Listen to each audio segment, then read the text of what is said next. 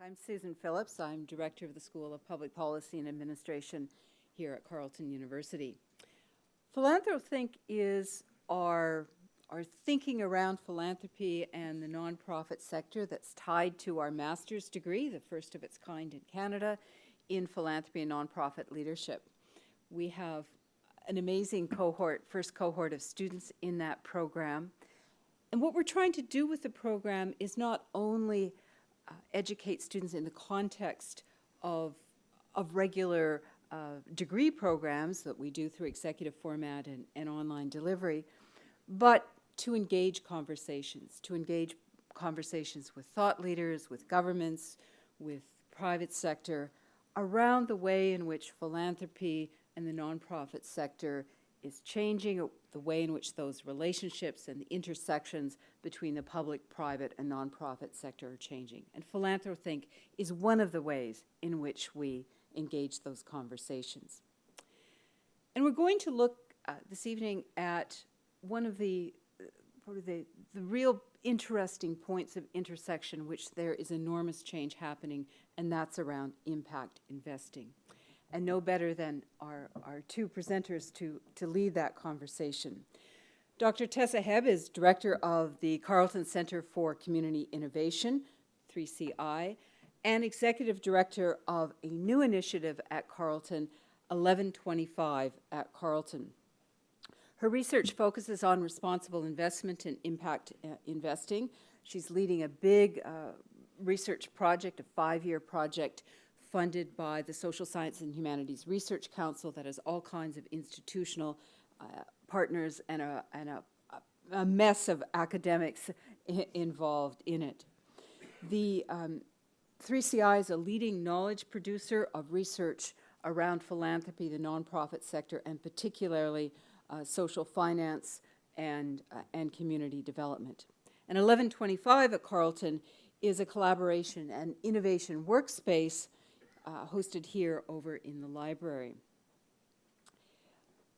Dr. Hebb has her doctorate from Oxford University, and she's been a leading publisher, knowledge mobilizer around this space. You have probably encountered a variety of her volumes, Working Capital, which has gotten extremely good reviews, The Power of Labor's Pensions, and No Small Change on the role of pension fund in corporate engagement.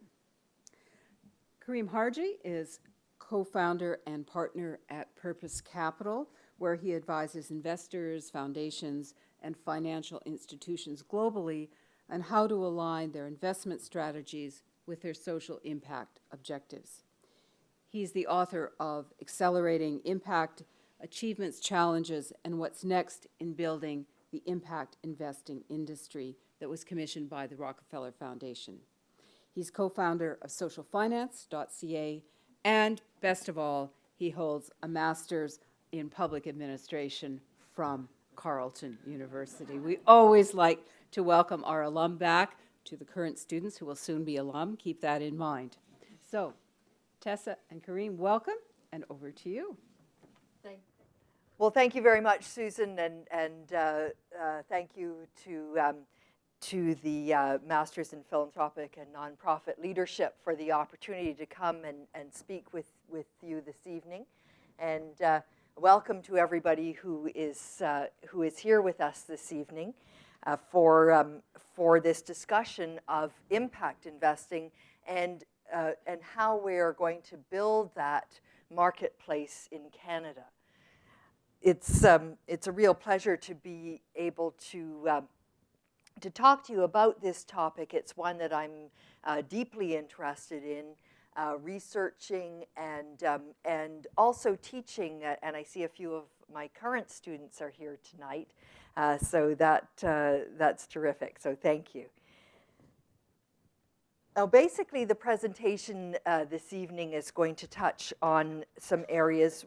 First, a basic understanding of social finance and impact investing, building a coordinated marketplace and what that's going to take, developing intermediaries who are going to be able to connect the supply of capital with the demand of capital, and the instruments by which one would actually do the transfer of that capital in the marketplace, and then measuring social metrics. That's a key part of impact investing. These terms, social finance or impact investing, have been used kind of interchangeably within this sector. The term social finance was really advanced and is still advanced in the UK. They are much more comfortable with that term, social finance, and indeed in continental Europe as well, than they are with the term impact investing. But as you see, kind of using these interchangeably, this is the active investment of capital in business and funds that generate positive social and or environmental impacts, as well as financial returns. And these can range from return of principal to above market rates. And they return those to the investor. This was a definition that was coined by the Monitor Group in a report that they put out in 2009. And at around that time, we had a lot of activity in this area in the UK under the term social finance. And at that time, the Rockefeller Foundation in particular was very interested in advancing this set of ideas. And they actually invested $50 million into research and activities in this space in order to really advance it. And they, using the groups like the Monitor Group, used and coined this term impact investing. So you can see where those terminologies came from. And they felt that, particularly in a US context, that the term impact investing may have more resonance than the term social finance. As we know, sometimes in a US context, the term social can drive people out of the discussion. And so I tend to think of it, though, very much in the same way that we use the term finance to describe a broad field, and we use the term investing to describe the active placing of that capital in the investment. And so in finance, we use these terms, and I've come to use these terms in the same way, where I use social finance as my broad umbrella, and then the actual act of the investment as impact investing. Now, everybody's always interested in the numbers in impact investing, and when we talk about measuring impact, one of the things that we know is that numbers tend to be very important and to sort of take a hold of how we frame the conversation. And so I was looking for some good sets of numbers, and maybe Karim, when in his remarks, will have some absolutely new numbers, because Karim has been involved in a very major project called the State of the Nation, which is, well, that's not the term of the report, but that's what it's been called in the shorthand for what's going on in impact investing in Canada. So the numbers that I have are from the 2011 Mars report that they framed the Task Force on Social Finance. And at that time, they were indicating that approximately $2 billion was invested in impact investing in Canada, and that was expected to grow to $10 billion over the next 10 years. Now, Karim can give us some insight into that number because when I was looking at his report, I saw that was a number, the accelerating impact was a number that you used for all of North America, correct? Yeah. And so what you can see is in this task force report, they were really bringing a lot of things to bear on that number. And I've come to think of it as very similar to the way that we describe the not-for-profit sector as being broad when we bring in hospitals and universities and some of these other very big actors in the not-for-profit sector, and core. So I would describe that $2 billion as being broad, and brings in a lot of actors like for example, the community development, the Community Futures Development Corporations in Canada, and some of these other really large entities that are indeed operating at the community level. What's, J.P. Morgan is another source of numbers that help us to understand the sector. And they basically did some projections, and they said that over the next 10 years, it had the potential to be globally a $400 billion to $1 trillion of invested capital in impact around the world. So they were, again, using a very broad brush in terms of what was coming into impact investing globally. And but part of our kind of just talk tonight is, are we reaching that potential? Do we have that coordinated marketplace? Are we going to be able to get the true full potential from impact investing that we want to see? Or are we going to remain in a kind of a niche view with impact investing? Now, when I'm well, I've been told by my current crop of students that the word lecture is verboten, and that it's all about dialogue. However, when I'm in dialogue on this topic, I generally like to start with a bit of a theoretical foundation.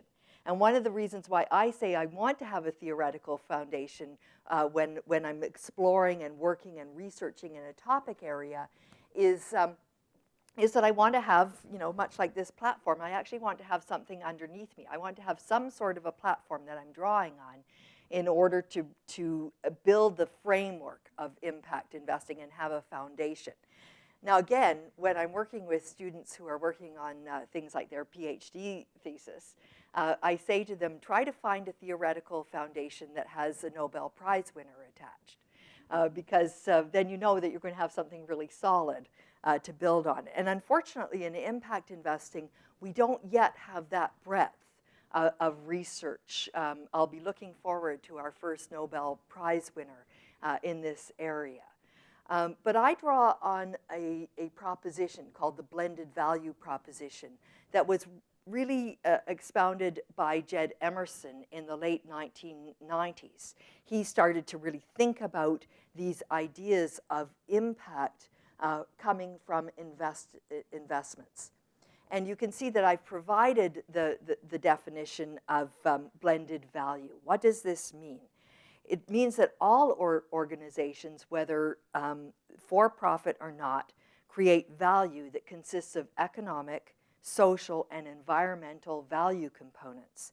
And that investors, whether they're at market rate, charitable, or some mix of the two, simultaneously generate these forms of value by providing capital to these organizations.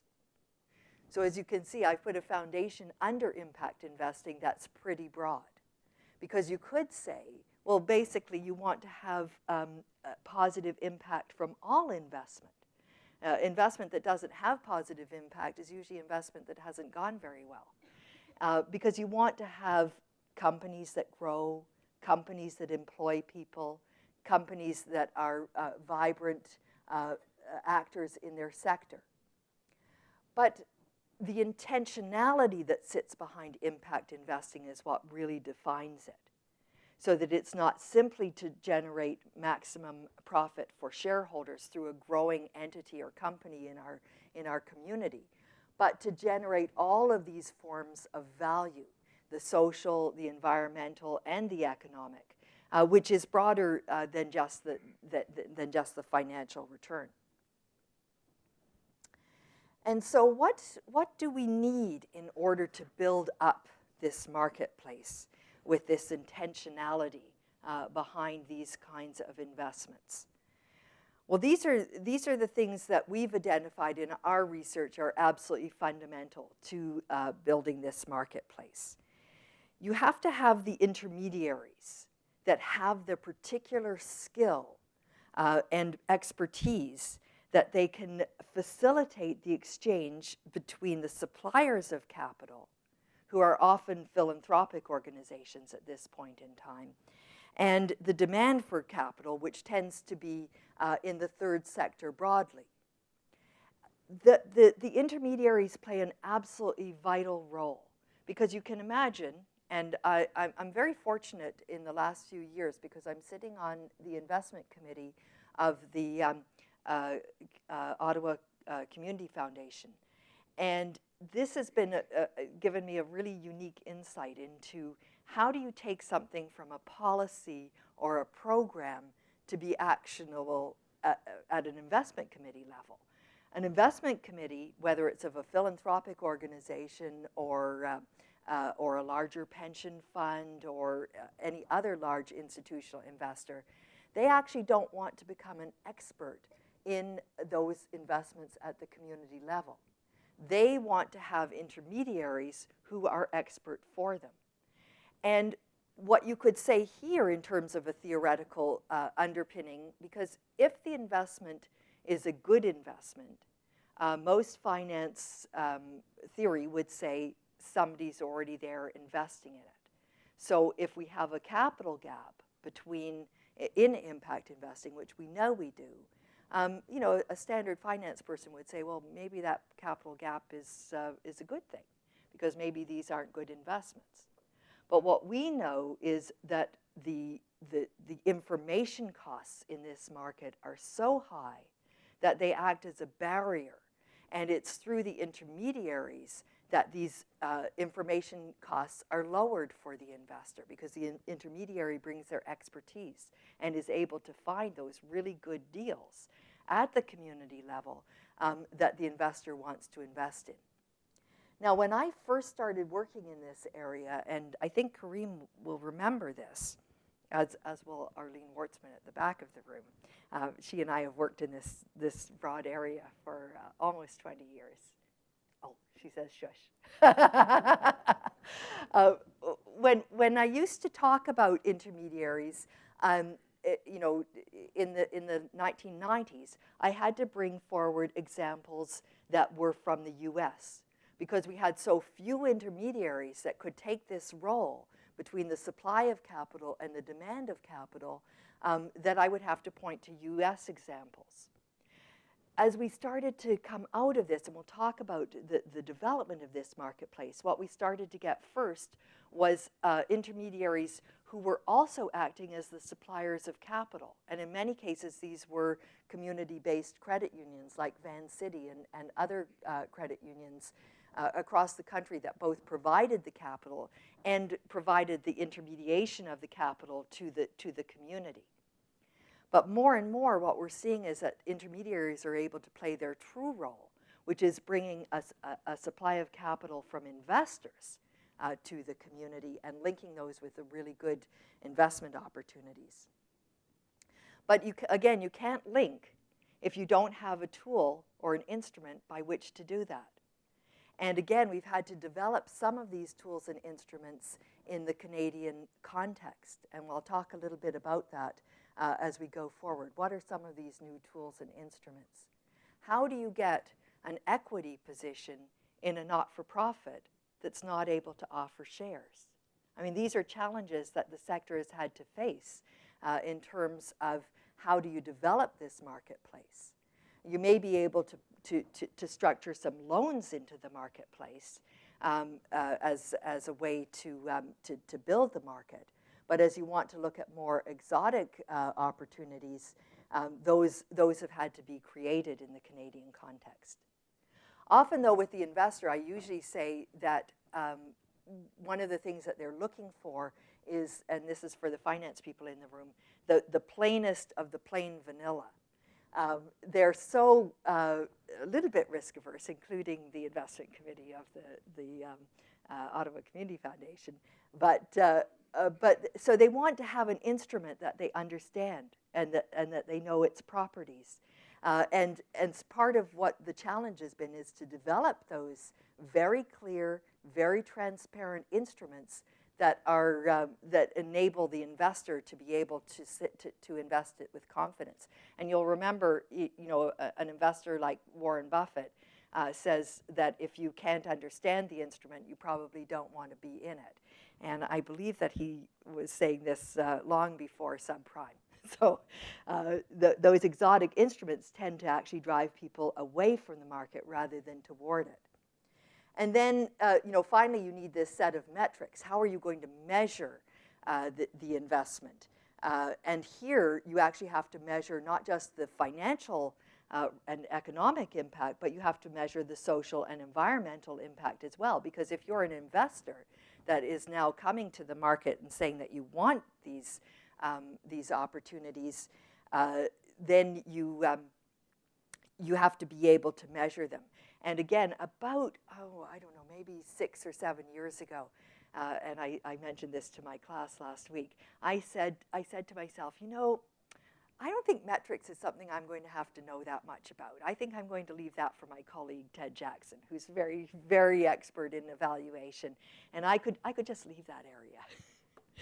But of course, what happened is you can't be engaged and involved in impact investing without a solid understanding of how to measure social impact.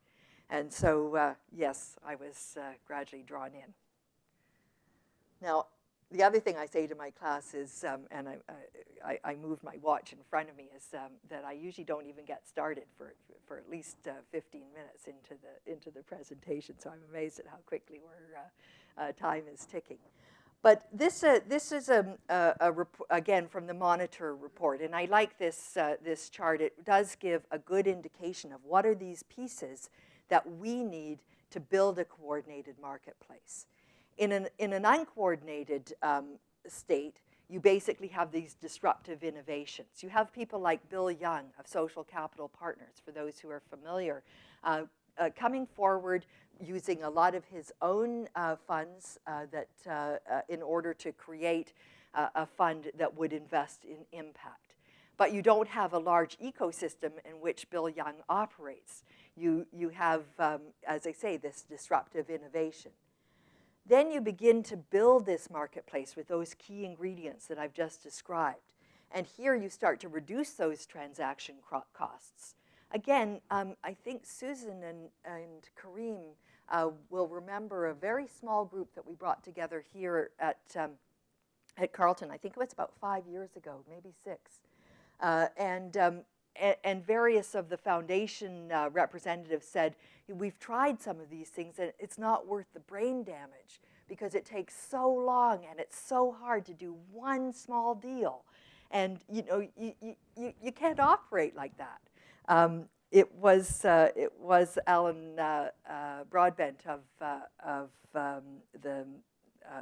the Caledon Institute, and Calmetto, who was bringing that point forward, that it was extremely difficult. But as you start to coordinate the marketplace, you reduce those transaction costs. And then coming to the full market value, you begin to bring the mainstream players in. And we hope that we would be there in about 5 to 10 years. But we're still very much at that early coordination phase. We see some large mainstream players coming into the impact space, like RBC with their $20 million fund. But if you look at 20 million against their total asset size, you can see that it's still really not yet mainstream. And again, these large players are often bringing their community relations or their CSR people to the table, a discussion that I was having earlier today, rather than their mainstream players. And so you can see that we're not at that capturing the full market value yet. And then maturity, and this is where actually you come to a steady state. You start to consolidate in the industry, and this will probably be 30 years from now because we have to move all the way through these cycles before we would get to that point.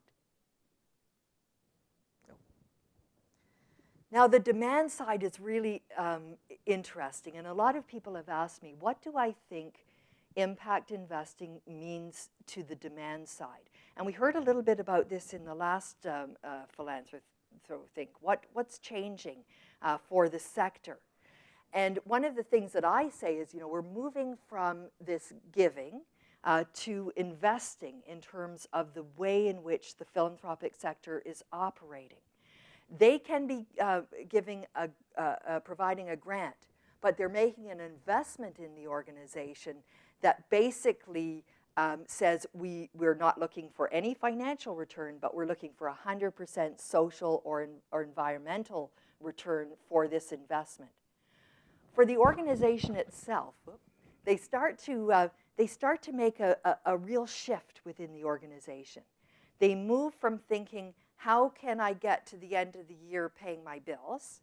And then they start in January again saying, okay, what can we do this year in order to be able to pay our bills? And it's a continual cycle year on year, which really wears an organization down. And I know there's a few people here who come from organizations where they've had to struggle with that.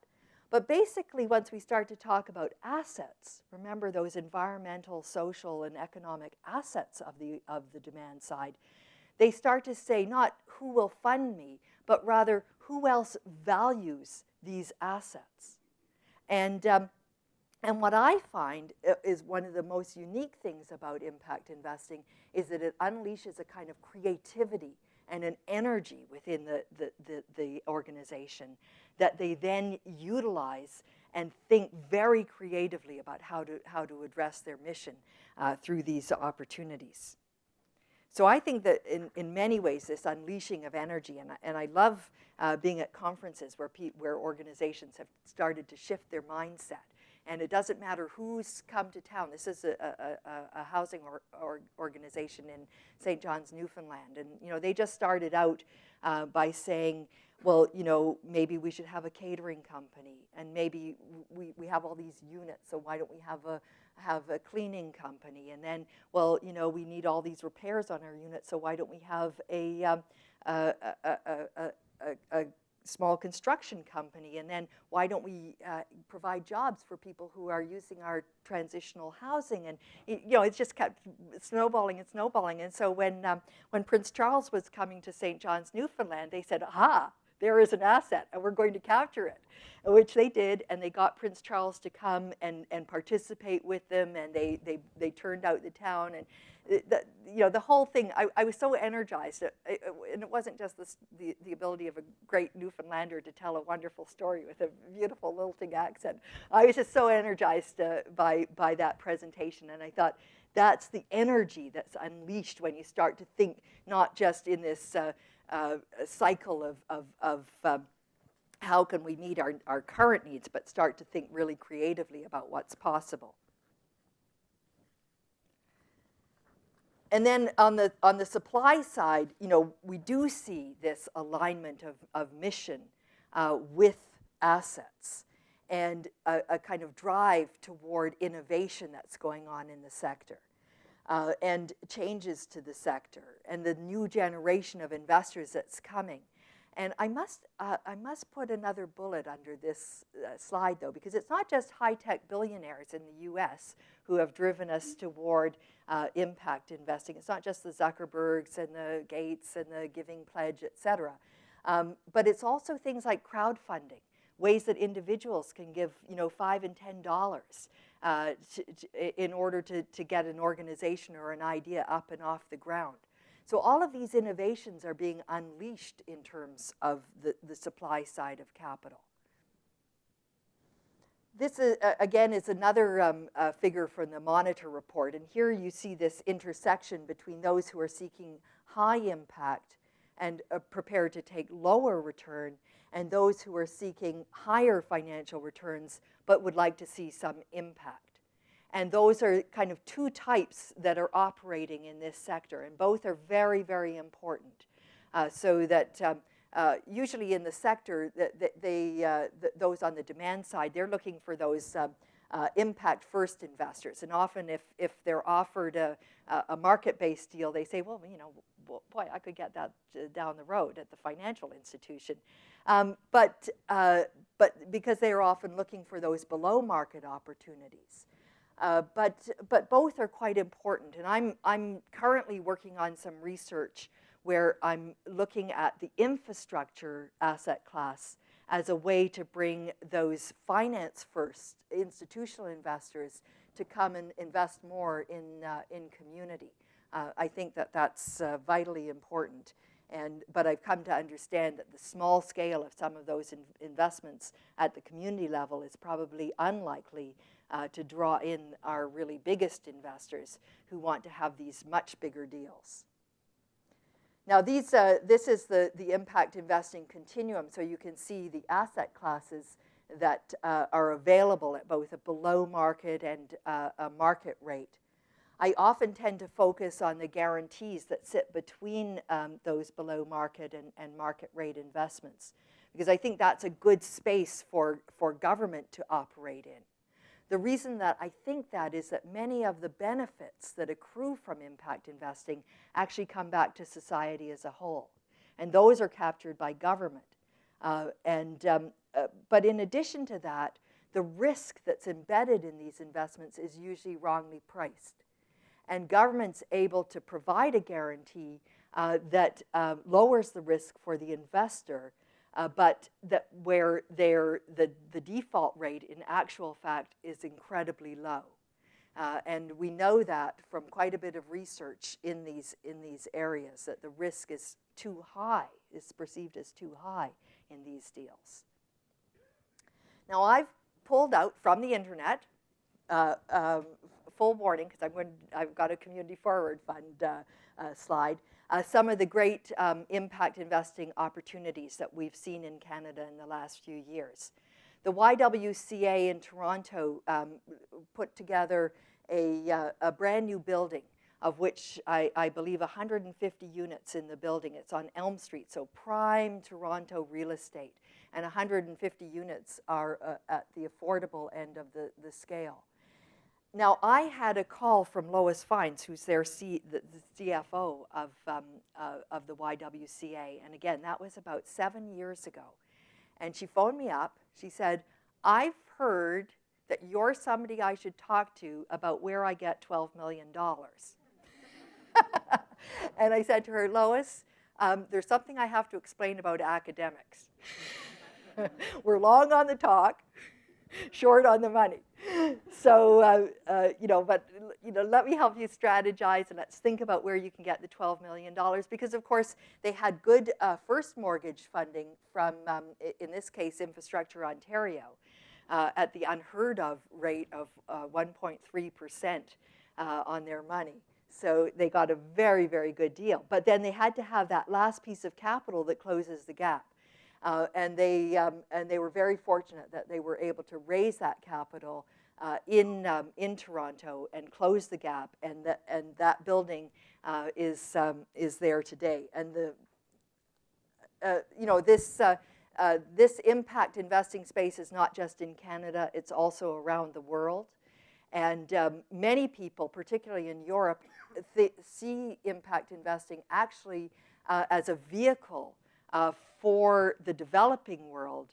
And they're surprised when I make presentations that are very domestically oriented, because they're used to seeing this frame around microfinance, around things like the Deutsche Bank iFund, and various other tools and instruments that have been used for development in a global sense. Now, we need these new legal structures. We need these new sources of capital. I've already talked about guarantees and credit enhancements. We're seeing more and more of these in Canada. We see the British Columbia and Nova Scotia have both brought in a new Hybrid Companies Act. So again, I don't have to point to the UK and the US. We have community interest companies in British Columbia that are going to enable social enterprise to register as a hybrid mission-driven organization that's still able to offer share equities for equity investment. And this is really important because sometimes you don't want a loan. Sometimes what you actually need is a long-term patient equity investment that's going to help the organization in its need for capital. Now, I've actually pulled some examples of intermediaries from across the country. Again, my list gets longer and longer all the time. The Cape Fund is one that's dedicated to investment in Aboriginal businesses. Community Forward Fund are many of our credit unions. The Fiducie de Chantier de l'Économie Sociale in Quebec. Resilient Capital, which is based out of Van City in Vancouver. These are all new intermediaries. They're actually still, in many cases, developing their track record, which, again, for the finance people in the room, you'll know is vitally important to have a track record in order to show success of these intermediaries. And this is my Community Forward slide. That is from their website, and this is their investment in the museum that enabled this group to get some bridge fund financing in order to be able to expand and grow their business and utilize some of their entrepreneurial ideas. So I'm going to do what I do in my class and just stop at my allotted time so that there's some time for Karim to talk a little bit about some of the things that he's been working on and to kind of give me some argument for some of the things that I've stressed are vitally important. I'm just going to go to my last slide. Yes, you can see I tend to go on. But basically, these are the challenges. Those high transaction costs, because we're still in this uncoordinated marketplace, and it's still incredibly difficult on a case-by-case basis to do many of these deals.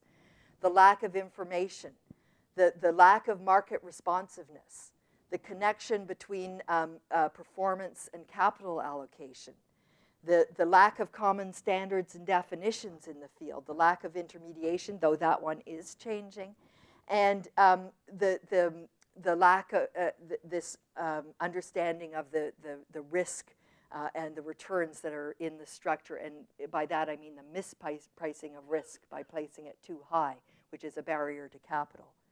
So Karim, I'm going to leave those challenges and look to you for a response. Great. Well, thanks, Tessa, and it's great to see so many people out here. Susan, thank you for the introduction. It's always great to be back at Carleton. New building, new classes, see lots of people that are looking to make social finance a career. And I know when I was here, I guess it was, 7 or 8 years ago now, this stuff is really just coming on the map, and I was pretty fortunate to have both Ted Jackson and Tessa, there. I think really at the forefront of a lot of this stuff here in Canada. Now I would say Carleton is still leading the pack in terms of social finance, impact investing, and responsible investing, and no small part to Tessa's work and Susan's leadership. So thank you all for coming. What I'm going to do is just put a few things out there around impact investing. Not necessarily challenge Tessa, because I obviously agree with everything she said. She taught me a lot of what I know. So we can't duke it out here. Maybe we can later, we'll see.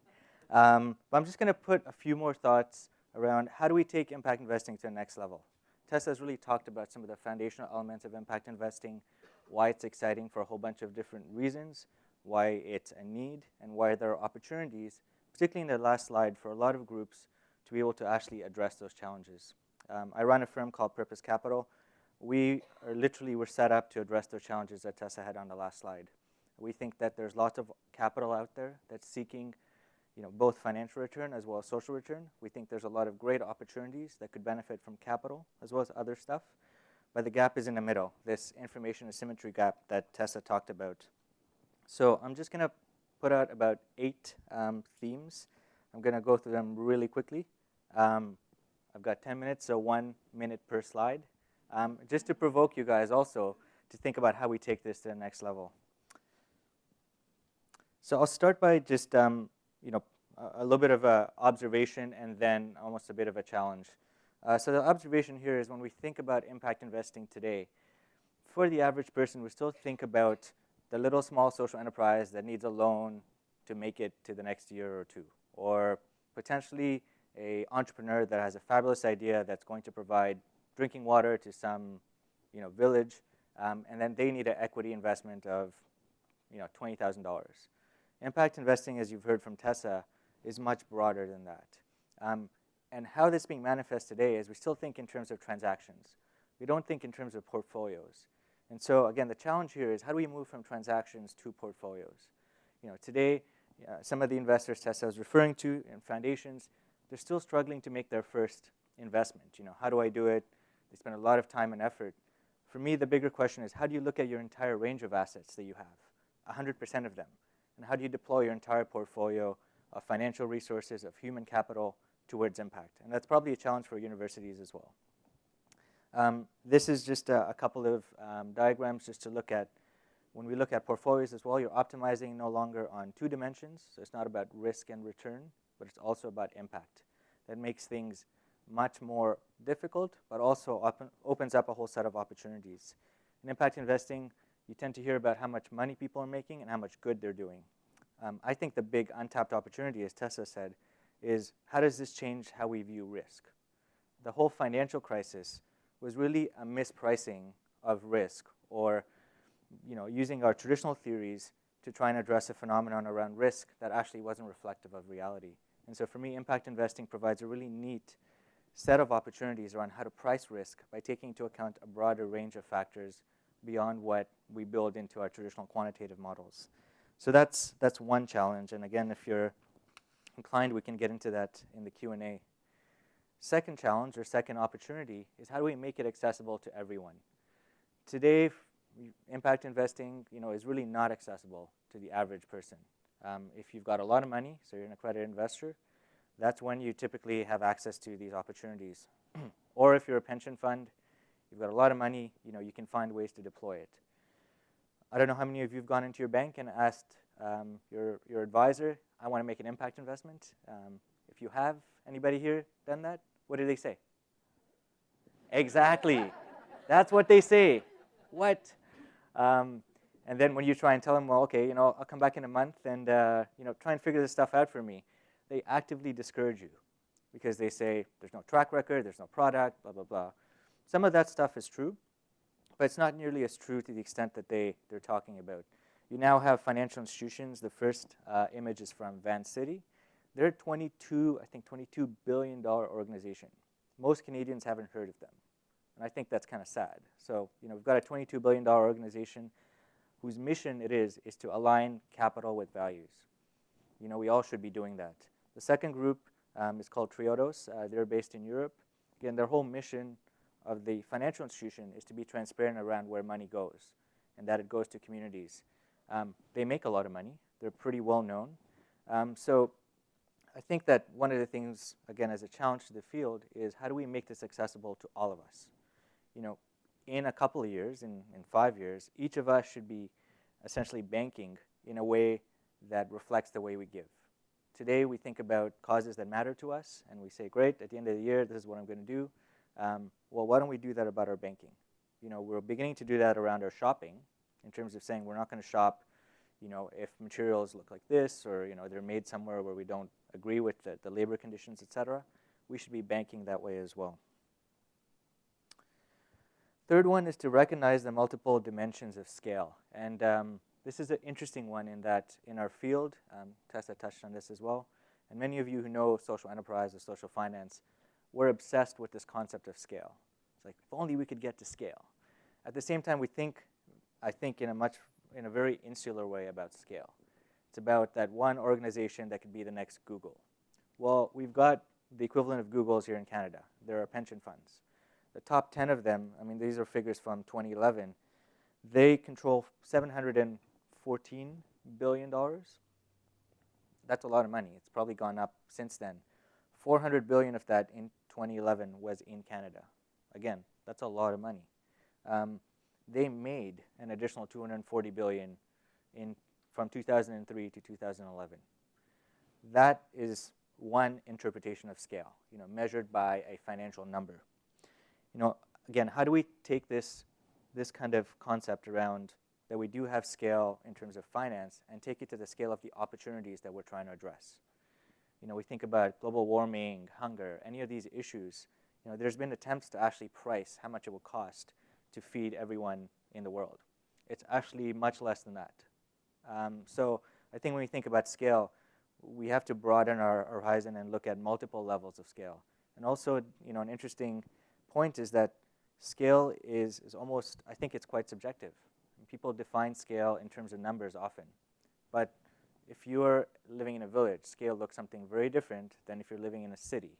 If you're concerned about a very local problem around poverty, it's a very different level of scale that you have to address if, compared to if you were living in a city.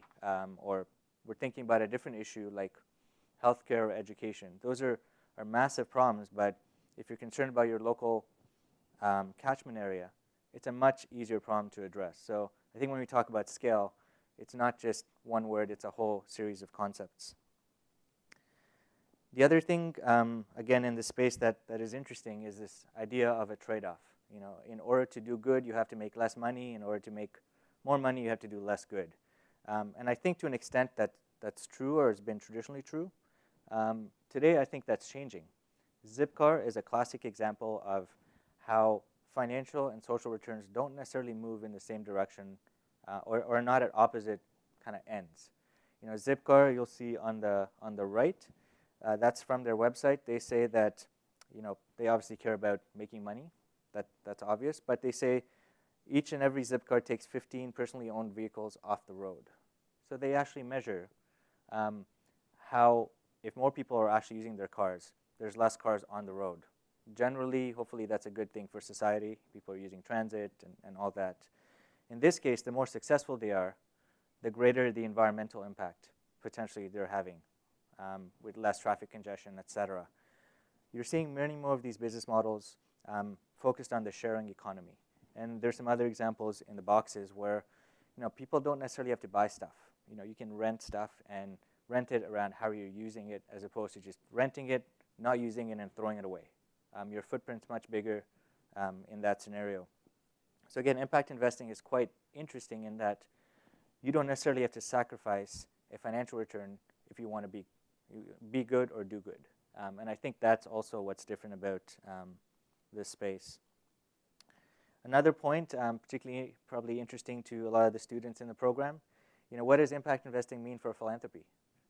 There's one of the big worries in the space, particularly from the nonprofit sector, that says, if we all begin to talk about investment, what happens to the grants?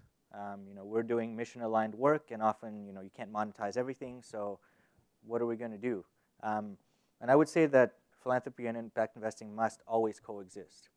There's certain things around that philanthropy can provide for, and other things for which you can actually build investment into. The most exciting part is how you use the best of both to achieve social impact in ways that we're not doing today. So one way to do that, there's a really interesting publication that was published by Monitor and the Acumen Fund, which looks at the case for philanthropy and impact investing. And the central premise is that you can use philanthropy in really innovative and creative ways to actually begin to create markets for which there weren't markets before. But also, in certain cases, you can use philanthropy to actually test out ideas to provide better outcomes to people when today they're not, those outcomes don't exist. And so the central message here is that it's not an either or. I think this trade-off mentality is premised on a zero-sum game. When we talk about impact investing, it's about a positive-sum game. We're trying to grow the entire pie of vehicles and tools to address social issues, as opposed to saying we're going to take away from philanthropy and deploy towards investment, because it should be pretty clear that you can't really monetize or create a revenue stream out of everything or every social issue. I think many people should agree with that. Another premise, we talk a lot about investment and impact investing. The impact is equally important. This isn't just your average everyday, I'm going to make an investment and hope it does some good and not a lot of bad. We have to be much more intentional about setting the bar high on impact investment. There's already some talk around saying, well, is every investment an impact investment? We're creating jobs, people's lives are better. And I would disagree. I would say what makes this different is that impact investing, both investors have an intention to generate social outcomes, as well as the investees. And we need to hold both of those actors to a high standard on the social outcomes. And so, as Tessa mentioned already, there's a lot of activity around measurement. It's pretty fragmented right now. There's a lot of tensions. There's no generally one accepted way to do that, and I think that's okay. You know, this is a period through which the field is going through a lot of experimentation, and it's actually should be seen as an opportunity for a lot of you to try and come up with a way around addressing them. Because if nobody's figured it out, well, maybe you could be that person. So, or Tessa's class. Right? You have to have the Dilbar cartoon in there. I used to do consulting, and that's what we live by, right? There's not that many consultants here. Nobody laughed. Better. We do need leadership in any field to get things done, but you know, we've had, I think, quite a bit of leadership in this space. You know, Tessa mentioned the Rockefeller Foundation. We've had several groups here in Canada that have been leaders. We're at a point in this industry that the slide that Tessa showed around where we are in the industry evolution, where we actually just need to get things done. You know, this is a very exciting concept. There's a lot of exciting examples. How do we actually go from the same 5 examples we always use, we know them all inside out, right, to 100, to 1,000. And that's what I think the field needs in terms of what the next phase of impact investing looks like. And so not only do we need good leaders, I think we also need to be able to just understand how to translate some of these great ideas into practice and talk about, you know, where stuff is working, where it's not, and to be honest with ourselves. And I think the best kind of hopefully ending point around this is just we also have to manage expectations around what we're going to actually achieve. We can't set the bar too high, but also not too low. This is a really exciting set of opportunities, and one way to actually fully realize their potential is to make sure we're honest with ourselves around what's working, what's not, and what really gets screwed up when we think about these ideas, because there's going to be all of them. But the nonprofit sector, as we've heard, is already in its own transformative phase. Things are changing. Let's actually use some of these tools and approaches to realize the potential for what capital can actually bring to the social sector. So I'm going to stop there, and thank you guys for listening.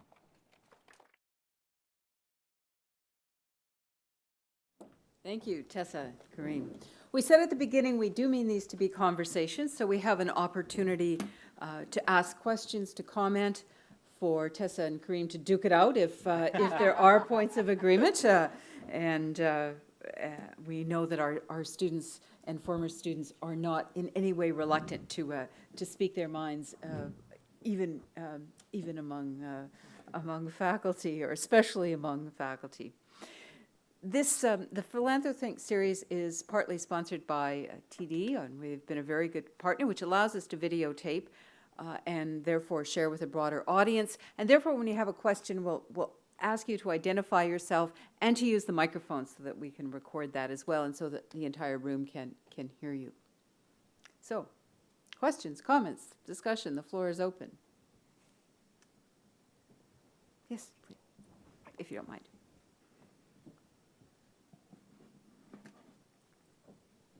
Hello, I'm Deepak Dave, and I was privileged to have a chance to speak with Tessa and Karim in a separate meeting earlier today. Just a couple of observations, and I'd be interested to hear their thoughts on this. One of those has to do with risk tolerance. The risk tolerance of the supply side in philanthropic capital is always going to be finite and at the lower end of the spectrum, because it's a fixed corpus of funds that are often granted to these institutions. They have to preserve that above anything else. That's often the fiduciary duty. So they may have a theoretical degree of risk tolerance that's very separate from their real degree of risk tolerance. That doesn't often meet the social finance demand side, where a lot of projects are beyond the pale of what traditional finance will actually fund. So there's a fundamental mismatch in the degree of risk that goes into the demand side and the supply side. I get the fact that the pricing may be mispriced, but there's still two very sets of duties and requirements. And so often the demand side will come to the table saying, we have an idea that nobody else really believes in, but we think it's going to have an impact or isn't going to have the financial returns that might be demanded. How do we convince you to give us the money to support this? And the supply side would love to hear the idea, except when it really comes down to nuts and bolts and handing the check over. At that point, they realize, wait, we can't risk the amount of money we have. And I've seen this happen in action a number of times.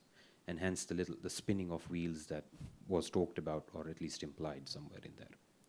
The second is that when we talk about government guarantees, I had the misfortune to work for a government organization that actually handed out guarantees during the financial crisis and the Canadian Action Plan, if I recall correctly, that's what it was called. And a lot of foreign banks that had exposure in highly risky sectors in our economy at corporate level immediately converted their branches to subsidiaries and headed directly to our offices rather than to their actual financed companies and said, how many subsidies will you give us? Because immediately what they did was that they played the regulatory arbitrage game to essentially cream off and to boost their returns on equity during the crisis, hence making the operations in Canada look substantially more profitable than their operations anywhere else in the world. I understand where the government guarantees fit in. I handed out a few of them, and so I have no fundamental issue with these, except we have to accept that when this happens, we're trading off a probability of impact in the social finance space with a certainty of profitability for global finance. And I'd love to hear where sort of you land on that ethical spectrum, as somebody just suggested I should call it. Thank you. Well, those are two very deep questions, but I'll just give a kind of surface response to each one. The first is these notions of risk, because it is very true that for most philanthropic organizations, they have a firewall that exists between the granting arm and the investment side of the foundation, and that's that divide is quite well known, and so within mission-based investing, or as Karim said, where you're going to utilize all of your assets as far as possible to advance your mission, you do run into this firewall, this divide, because most investment committees have already developed a set of policies and investment guidelines that say that they do indeed want the organization to exist into perpetuity, and in order to do that, you have to make a certain amount of financial return. So this is a challenge, because in Canada, our legal framework around program-related investments is much more restrictive than we would find in a place like the United States. In the United States, you can take more risk through program-related investments that are a real hybrid between the granting arm and the investment arm. And you can experiment. You can have instruments that just return principal, or ones that are returning more. In the Canadian context, the restrictions around program-related investing means that you can only a foundation can only give one to a qualified donee, which is another charity. So that automatically takes out a huge swath of social enterprises or other not-for-profits that aren't registered as charities, and so the restrictions around that vehicle mean that something has to be packaged in a way that an investment committee would feel that it's meeting its due diligence in order to take on. And I'm going to tie your first question to your second question, because in my role in the investment committee at the Community Foundation, I was asked what I thought about social impact bonds, which many of you may have heard about, this idea that that an investor would invest in a bond and it would receive a financial return if the organization achieved a certain level of impact, and that the bond is paid by government. So I, under my fiduciary duty hat, I said, I don't think those bonds are going to be able to be floated in Canada without some sort of a government guarantee, because I don't think that the investor is going to take all that risk as to whether the organization achieves its its impact. And we already know from Australia that they've had to offer a government guarantee in order to bring investors in. So I said, let's wait. Let's see if they offer a guarantee along with the social impact bond, and that could meet our fiduciary duty. So, there's a lot of innovation that's going on in the sector, and a lot of ways in which these new kinds of instruments and approaches are able to lower the risk. Because the mismatch on the risk appetite is that the risk has to be lowered, because I don't think the investment committee is going to suddenly gain a greater appetite for risk than what they already have. And so I'll turn over to Karim.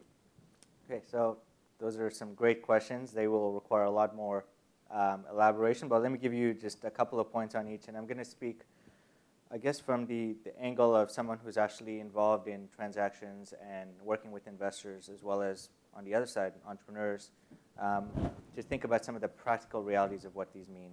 If we think about this issue of capital preservation, this is one of the main themes for investors now. I think the challenge is really, how do you develop a set of products that align with what investors are looking for? Because when we think about the misalignment, today you've got a whole bunch of capital on offer that's really looking for a certain set of opportunities that maybe aren't structured in a way to generate the kinds of returns, in terms of capital preservation or security that it's looking for. And that's really where good intermediaries would be able to find a problem and address it. On the question of fiduciary responsibility, again, Tessa has done more work on this than I have, but I think there's a case to be made for a broadened definition of fiduciary responsibility that is completely consistent with impact investing. I think that people would, if we go into the mainstream finance community, they would think that that's still way far off and maybe counter to actually what fiduciary responsibility means. But if you think about what the average pension fund should be looking at, long-term time horizon and a much more holistic sense of what returns they're getting and why. I think the and why question for me hasn't been necessarily addressed. And so I think, we've seen fiduciary responsibility being interpreted in a much broader sense in other countries.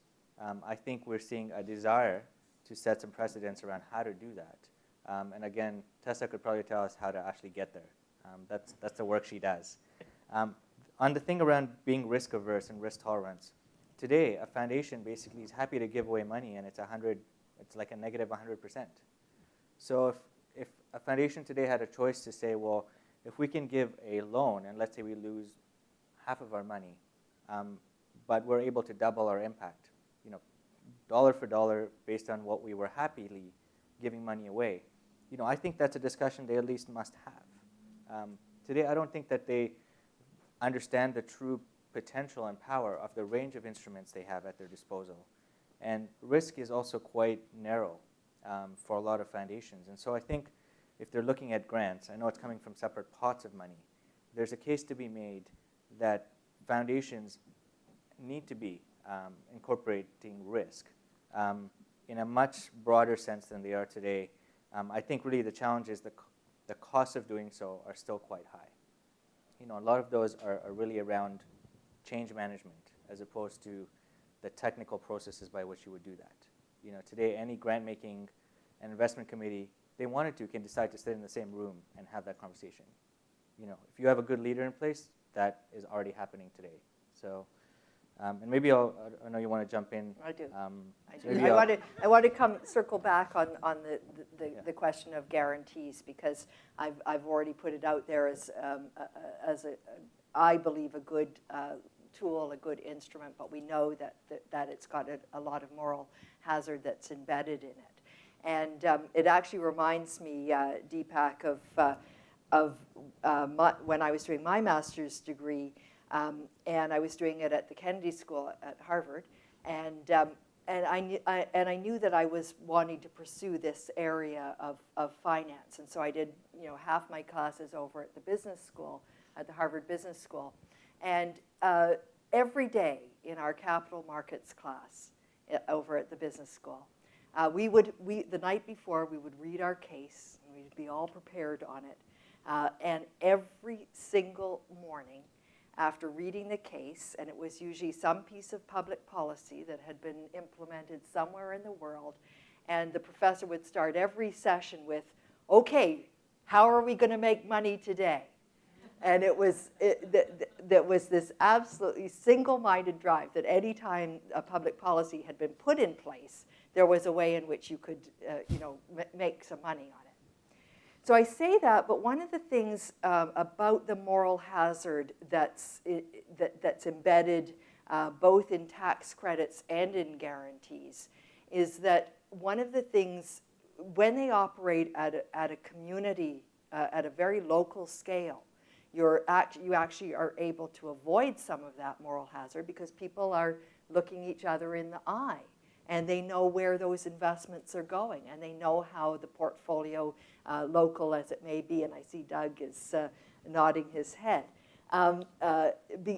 So in many ways, these community-based portfolios actually overcome some of the moral hazard that's embedded in either a tax credit or a guarantee. And then the biggest issue for me, the biggest question that comes out of that is this question of, so basing in the local is both this strength in terms of being able to deliver on the intended outcomes of the policy, and then an immediate weakness because you can't take it to scale, because you're immediately deeply embedded in the community. And I think it's something that we have to really tease out and think about as we go into looking at these kinds of instruments going forward. A great first question that put a whole variety of issues on the table. What do we say to investment committees to change some of the thinking? What's the incentive? What's the policy role? What's the appropriate policy response? I wondered how long it would take to get to social impact bonds, and not long is the answer. So let me take a couple of questions, and if you want to comment on what others have said, certainly please do so as well. So, Tina, over to you. Hi, Tina Krause, Women in Leadership, Ottawa. I think you've whet the appetite of the audience here for you two to duke it out, and so I'm hoping I can provide something, because I'm going to ask you to guess. In terms of accelerated movement in impact investing sector, I think people would say that it used to take, to put a $10 million fund together or something bigger, it took about 10 years. So I'm wondering now, if somebody wanted to put a $10 million fund together, how long you think it would take? $10 million fund in Canada will be under a year. Tessa? Yeah, I think depending on its structure, that it shouldn't take that long to put a $10 million fund together. I would cite the Community Forward Fund as a good example of, I didn't say 10 million. I said a good example of growth rate. That the projected growth rate for putting the fund together has been much, much faster than was anticipated even 12 months ago. And so, again, it speaks to having that transparent instrument that allows investors to see what they're getting into and to feel comfortable with it.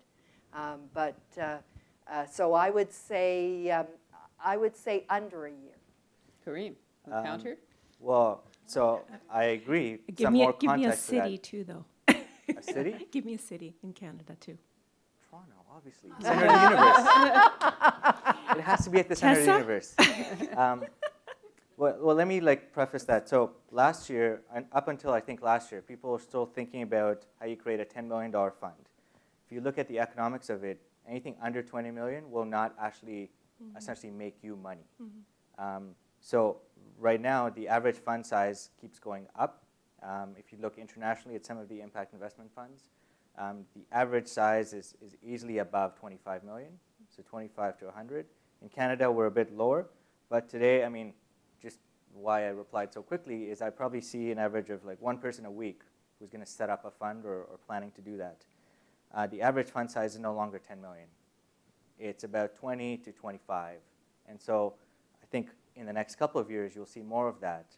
And again, it depends on where in the country, what sector, et cetera. But I think those are good signs for this space, in that people are now thinking about, well, not only can you raise the money, which I think there's actually lots of money, but there's a pipeline of opportunity to fill that gap. And so both of those things are good indicators of, maybe I'm being too optimistic. And I'll counter your Toronto. I won't counter it with Ottawa, but I would counter it. I will counter it with Vancouver. Okay. Because particularly with this new hybrid company act that's going to allow for equity to flow more easily, there should be a greater appetite to put these kinds of funds together. And Vancouver just sort of gets it. They do. Great, thank you. Thanks. Let me take a couple questions, and then you can line them up. Hi, Peter Linkletter. I'm past chair of the board of the Ottawa Regional Cancer Foundation and a Carleton grad. Thank you very much for putting this on. This has been very exciting thus far.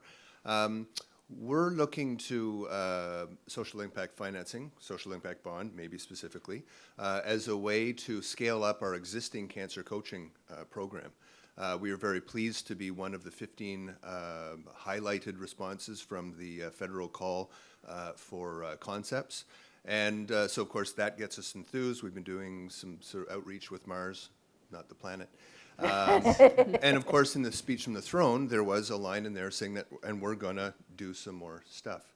You mentioned guarantees, which kind of got to my question of how important really is it that the federal government or the provincial governments really get their act together quickly. So I guess my question comes around to, as an organization that might be looking to such a tool, specifically a bond, what might we be able to do to help either influence or we've been thinking about, well, geez, could we be an intermediary? And I was pleased to see you've mentioned that there are organizations that are sort of coming out as being intermediaries. But so how close, kind of like the last question, how close are we to being able to actually say, okay, great, there's going to be a social impact bond offering.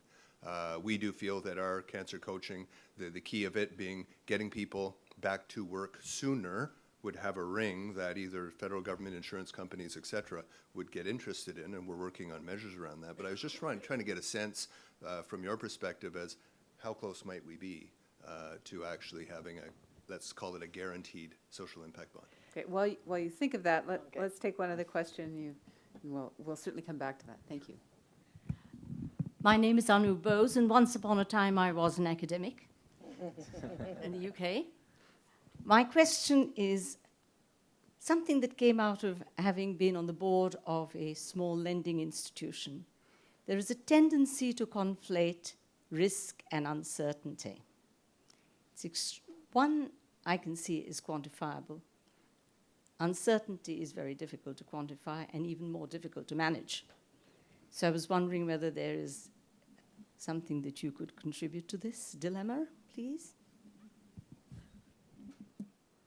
Andrew?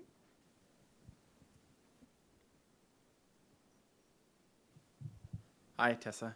My name's Andre. I'm actually one of Tessa's students, and I'm in the Philanthropy and Nonprofit Leadership Program. And so my question for you might sound like you might have heard a little bit of it before in one of our classes, but my question is, the Ontario government under Kathleen Wynne decided that they would enter the social finance market. And so to fund their $50 billion transit and environmental plan, they are going to be introducing green bonds. And so my question for you is I want to hear your opinion on such a relevant subject and where green bonds fit in on the social impact and investment spectrum and how you feel about them. Are you in favor of green bonds? Are these a good thing? With $50 billion that's to be invested, it seems like it could create such a huge splash in this marketplace. So I just want to hear what you thought about it and get some material for my essay, hopefully. This is a preview. Well, as you can imagine, the class is very lively, and we go, from the clock starts and we just go for 3 hours, and it's great. Shall I lead off? Sure, so you've got green bonds, social impact Oh, bonds, I the role know. of government, and then this question about what's the difference between risk uncertainty and how do we deal with that? Really interesting, Peter, that where'd you go? That you brought that example of the Cancer Foundation, because I met with your executive director and we talked about what were the possibilities and the options around a social impact bond for the services that the Cancer Foundation is offering, particularly this coaching service. And I'm a bit agnostic about social impact bonds. I'm not really sure how I feel about them. This was made evidence when I was asked by Evan Solomon's team to go on Power and Politics, and one person had recommended me for the pro side, and the other person had recommended me for the con side. And they phoned me up and they said, "Are you a bit confused?" But basically, the jury has been out for me about how effective these bonds will be, because my worry is that government would pick organizations and targets that are just designed to be met, and in which case, why would you pay investors, 5 or 6% on top of that? Why wouldn't you just give the money to the organization to meet those goals? So that's why the jury's out. But when I heard the description of the services that your organization offers and the possibility of that being attractive as a bond, I've actually used it now as my example of where I think this kind of instrument could work. Because in this case, you have to have your stakeholders, whether it's insurance companies or Ontario Health, they have to kind of buy in with you that what you're able to deliver from that coaching service is going to lower their costs. And the example that you have really does provide that, and also it's a service that's not currently provided. So what do I think you have to do? Well, I think you have to approach, I don't know what they go under, Health Ontario or the Health Ministry.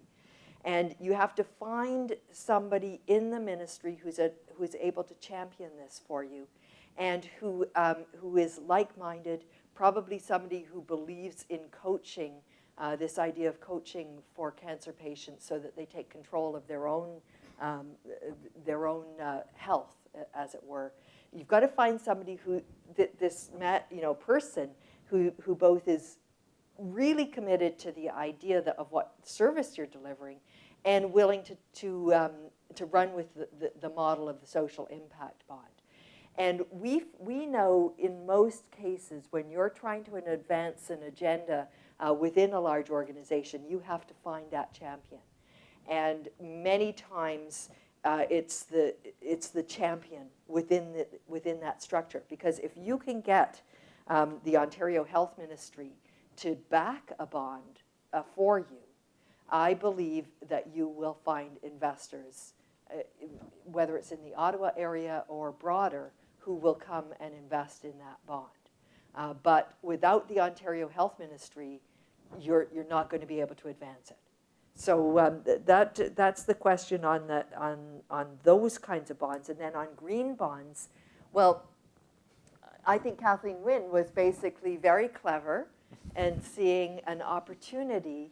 As we discussed, is there really much difference between this green bond and any other bond that the province offers? If the province puts out an offering, most people, institutional investors step up, individual investors step up, and they buy that provincial bond. The rates of the bond were not much different than a regular Ontario bond. But what you have is an intentionality behind the bond. It's going to come in and fund public transit, and hopefully it will bring a few new investors to the field. It will be used for the purpose that the funds are raised for, and it raises a general awareness of social finance and impact investing, again, in a totally, well, not totally, because, you know, provinces can go down, they haven't, but a fairly risk-averse product. So you could say, yes, you know, we're going to buy some of those Ontario green bonds and put them in our portfolio. And as an institutional investor or an individual investor, you're not taking any more risk than any other Ontario provincial bond. And that's kind of what I mean about an implicit guarantee or an explicit guarantee that sits behind that kind of an investment. So I see it as positive. I don't know, Karim? And we'll come back to the risk and uncertainty. Yeah, I'll start with that question. one. So thanks. I think I generally agree with a lot of what you've said. On the green bonds, again, to my earlier point, I think the whole idea of raising the bar on impact is going to be particularly appropriate for this instrument. I mean, green bonds have been issued globally, you know, hundreds of millions into billions of dollars. They're a tried and tested instrument of mobilizing capital at scale and being able to deploy it. Often there's intentionality on both the investor and the investee. In this case, I mean, that would be my bar to say, you know, to what extent is this different from any other bond? And is it? You know, are they committing to reducing the environmental footprint of some of these investments relative to what they might have done? You know, is that the green in the green bond? And are they measuring that? And then on the investee side, you know, where's this money going in ways that, you know, is it in projects that actually look different? You know, is it going into making the actual transportation grid much cleaner, much more environmentally friendly? If that's the case, then sure, I'd buy it. But TD, for example, put out a report, I think a couple days after this, that said, you know, this is great. Make sure that we are helping you underwrite it as well, because, you know, this is what they do. And they have done successful issues in many countries for the World Bank. And so they would be a very logical partner for this kind of thing. At the same time, they cautioned against greenwashing. And I think that that's a really important message for us to say, because if everything is now a green bond or a green investment or a green piece of clothing, it really is going to lose its meaning. And in some cases, some of this stuff has. On the social impact bond, on the SIB example, not knowing a lot about your organization, some of the questions I guess I would ask are, you know, are you demonstrating your impact today, and to what extent are you actually capturing some of those outcomes, as Tessa was mentioning? You need to also be able to compare your outcomes relative to what is already taking place within the system in order to actually prove some of the cost savings. And you need to prove that if you were to actually pull this off, that would be due to your intervention. Because there's a whole bunch of other things that could happen that could reduce the overall rate. But that's part of the payment plan here.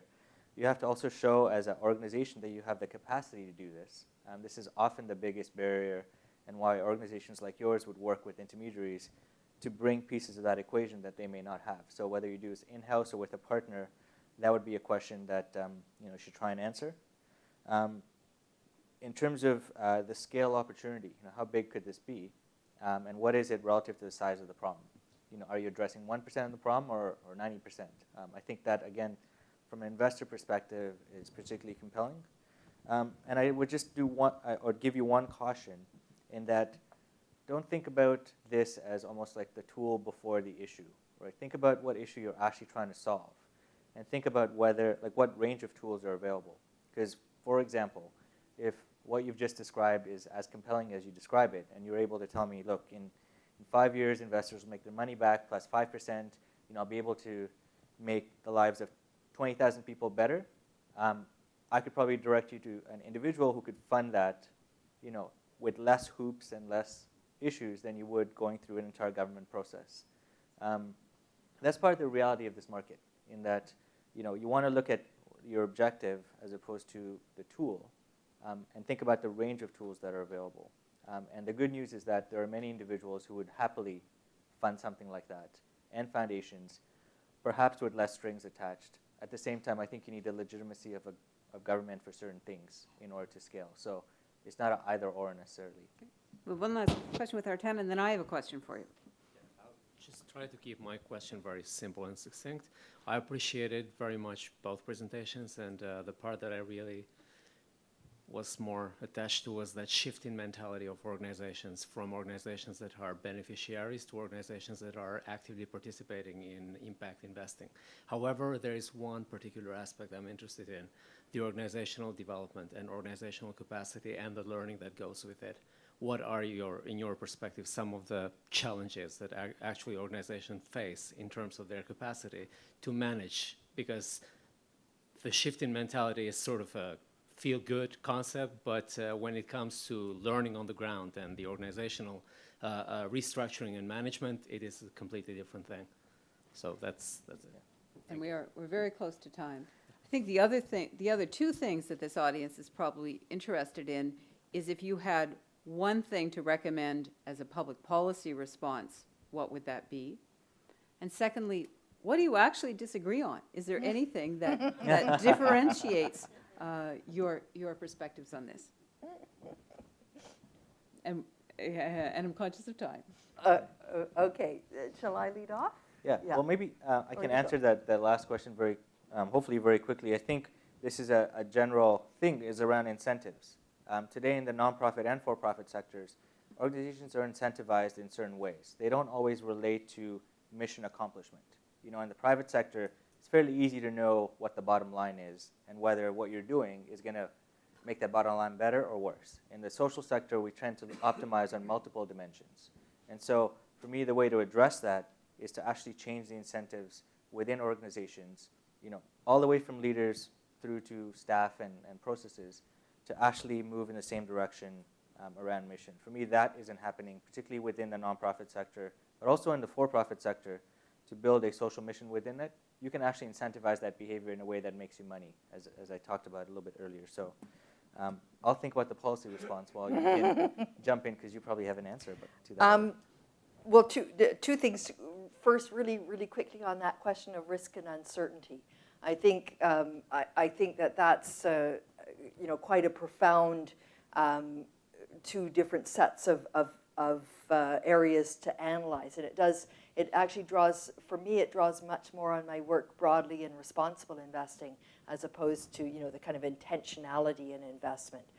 Because in responsible investing, you're bringing environmental, social, and governance factors into your investment decision making, and for quite a number of years that was framed as a way in which one hopefully was going to generate some outperformance. But more and more it's seen as a way to mitigate risk and over time to try to lower uncertainty, because uncertainty is temporal, and we never unfortunately have crystal balls so that we can know for sure what's going to happen. But we feel that if you raise company standards around environmental and social and governance issues, you're lowering some of the uncertainty you face over time. So that just a quick one on that question. Sorry, Susan. And then back on the learning. Well, I would say one of the ways that it's incredibly frustrating for organizations at the present time, because they're so resource starved that and their lack of core funding means that they're just scrambling almost at all times, and now we're going to add another layer to their already well overstacked plate. I would want to come to the learnings really through the metrics question, because as you start to measure and think about this idea of how do I think change actually happens, and do my activities actually lead me toward that change, and what is happening because of those activities. And instead of seeing metrics as the end of a process by which you report to a funder, you start to see it as a cycle in terms of your own planning and learning as an organization.